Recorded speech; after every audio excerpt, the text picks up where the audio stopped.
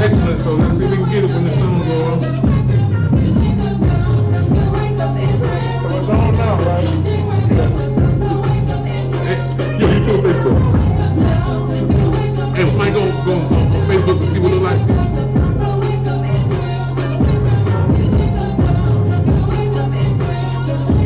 Why he's coughing out all that? For real. It look good. Right. Literally, I ain't changed nothing. Like from that second time, the first time I changed something, then when I got back on there, it's the same as it was. This resolution on 1920 by 1080. It's the same track. Yeah. They say it was static in it. I mean, it was cutting out and was buffering. That was not on this one. Okay. Well, we back. Apologize for the technical difficulties. I pray that it's all settled and we can go and get to the lesson. Like I said, Satan wants us to expose him and his ministers. When I say ministers, I'm not just talking about pastors, okay? So, his servants, those who are doing his will. I am Elder Ahayah, this is Brother Rook to my left. First, I guess we'll start all over. We'll give our honor and praise to the Most High Ahayah. That's the God that we serve here at Waking the Ahayah Church. In the name of Yahshua, in the name of his Son. Here once again through his Spirit to present you another Sabbath lesson. The title is Whosoever Man Esteems or Put on High is an Abomination to God. Whosoever, no matter how we feel about them, what we have been programmed to believe about them, whomever Massa have put before us is disgusting in the Most High's eyes. Okay? So, we talked about, I forgot what we started before we stopped. I had something on my heart to say.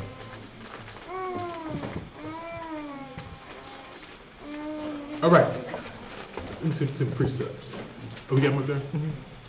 Let's get the precept, Luke 16, verse 14 through 15. This is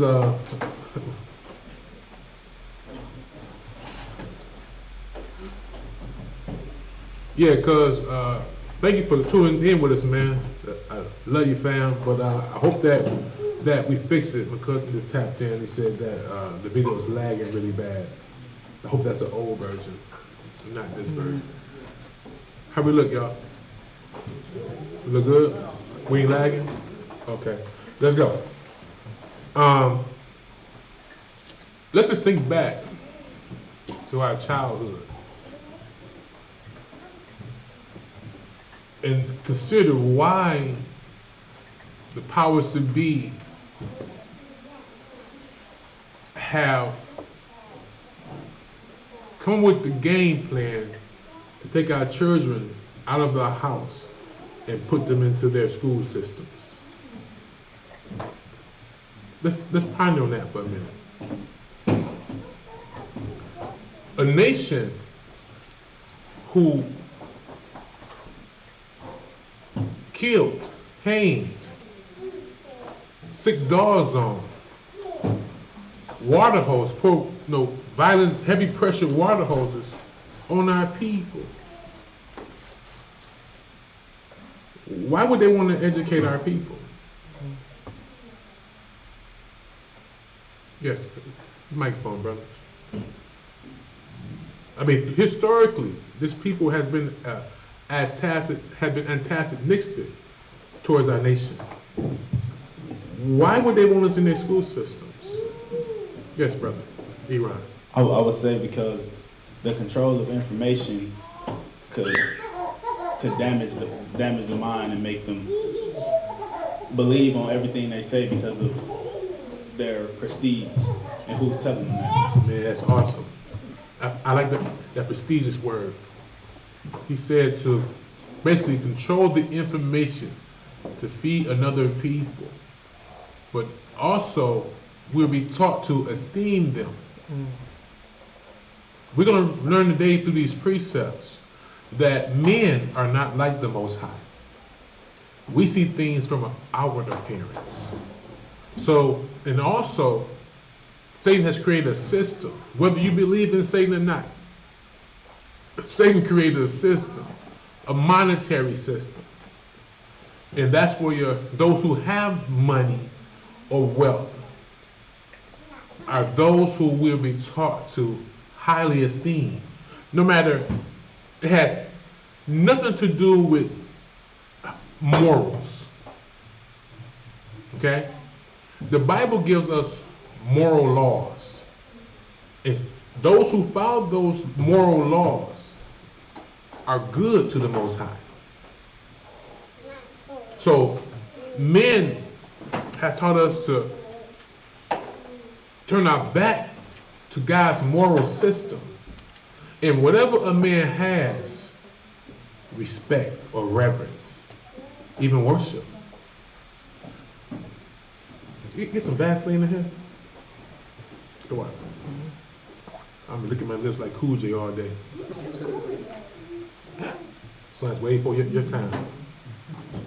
Excuse me, back it up. Hey, lips on fire. That was my error, son, when I was older than you, junior high school. So, let's get the precept. Brother, so it was a strategy to control us as their servants. Because the family is the most powerful unit on earth. How to destroy a family, how to break a family down? Take the man out of the house and train their children to listen to another people over than his house or her house, home. Huh? Great strategy, right? It has worked. Okay? We're going to go this, we're not just going to deal with pastors, we're going to deal with a lot of different facets of what we learned a couple of weeks ago, what we knew about this, but what comes out of Satan's flood. Okay? There's a lot of snares in that flood. Okay? Let's get the scriptures. Luke chapter 16.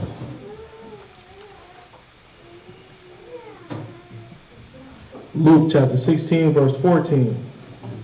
And the Pharisees also, who were covetous. So the Pharisees, all right? Who are the Pharisees of Christ's time? Right now we're dealing with a people who has been, I tell you that, they were the religious leaders of Christ's time. Right? Men of esteem. Right? Honorable men in men's eyes. Men of reverence, respect. Yes, brother. It'd be like T.D. Jakes in our time. Get my phone, I know you right here, but y'all, I'm trying to tell you, I'm take this jacket off or something. I'm here. Well, 85, we're here. Real, let's get it. That'll be like T.D. Jakes and Joel Osteen, you know, of our time. Exactly.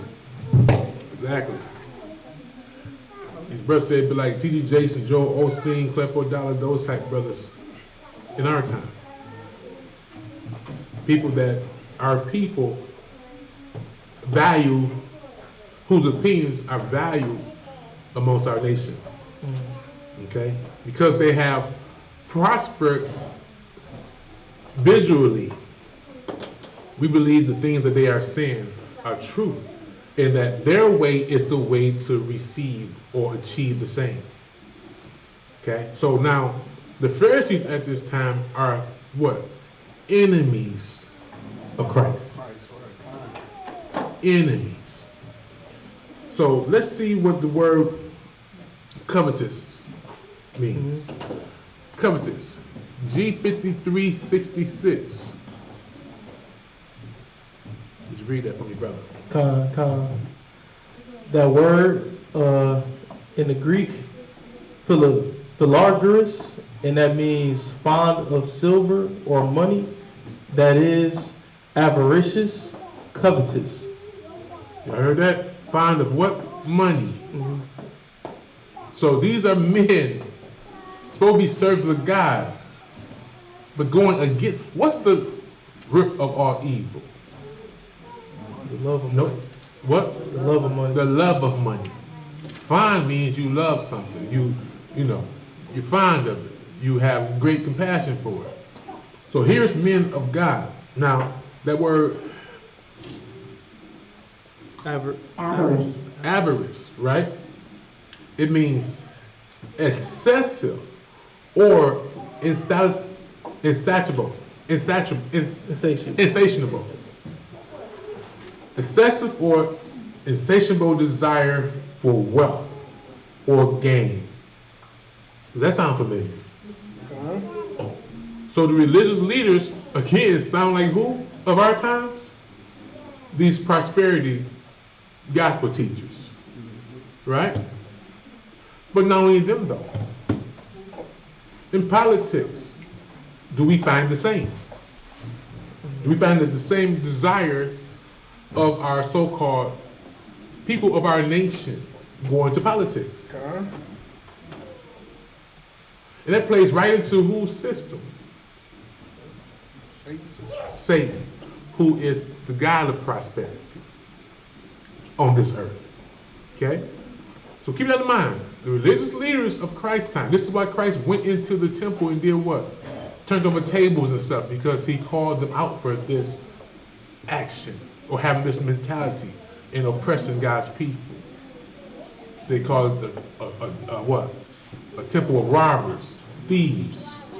He said his God's house is supposed to be a house of prayer, not of robbers. Greedy, covetous people. Okay, so automatically Christ and the Pharisees or religious leaders